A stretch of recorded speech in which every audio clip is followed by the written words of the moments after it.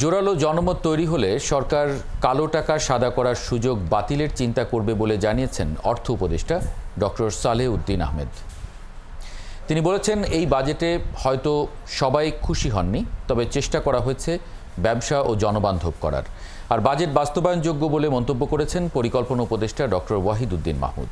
আরও জানাচ্ছেন জাহিদুল ইসলাম। সংবাদ সম্মেলনের শুরুতেই অর্থ উপদেষ্টা বলেন, আওয়ামী লীগ আমলের ফেলে যাওয়া ভঙ্গুর অর্থনীতি থেকেই বর্তমান সরকারের যাত্রা শুরু। তবে চ্যালেঞ্জগুলোর বেশিরভাগই সরকার অতিক্রম করতে পেরেছে। স্ট্যাবিলিটি নিয়ে আসছি। প্রস্তাবিত বাজেট সম্পর্কে অর্থ উপদেষ্টা বলেন, তার চেষ্টা ছিল মূল্যস্ফীতি কমানোর পরিকল্পনা নিয়ে এটিকে জনবান্ধব করার। আর সব দাবি পূরণ না হলেও কর কাঠামো কিছুটা পরিবর্তন এনে ব্যবসা বান্ধব করারও চেষ্টা করা হয়েছে। চ্যালেঞ্জগুলো ছিল মূল্যস্ফীতি, জ্বালানির চ্যালেঞ্জ, ব্যাংকিং সেক্টর, আমাদের রাজস্ব খাতের চ্যালেঞ্জ ছিল।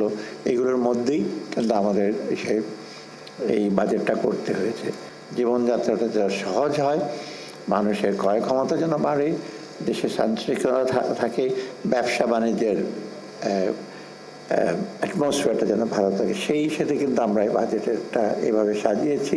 বাজেটে কালো টাকা সাদা করার সুযোগ দেওয়া প্রসঙ্গে তিনি বলেন, এর বিরুদ্ধে জোরালো মত তৈরি হলে এটিও বাতিল করতে পারে সরকার। যদি আপনারা মনে করেন যে কালো টাকাটাকে, দুইটা দিক আছে, একটা নৈতিক দিক কালো টাকা সাদা করা, আরেকটা হলো প্র্যাকটিক্যাল দিক, টাকা পয়সা আমরা ট্যাক্স পাবো কিনা।